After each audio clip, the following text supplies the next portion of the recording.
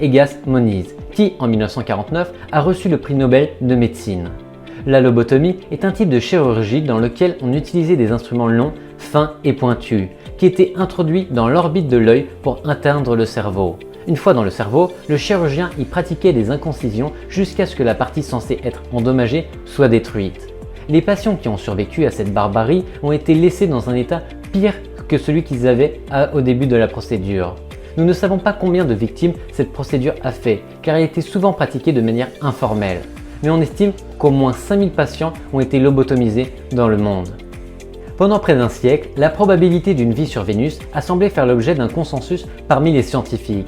L'idée est née en 1870, lorsque l'astronome Richard Proctor a observé la planète avec son télescope et a conclu qu'il pourrait y avoir de la vie au pôle. Au cours du XXe siècle, plusieurs astronomes ont décrit Vénus comme une planète verte et humide, un peu comme la Terre.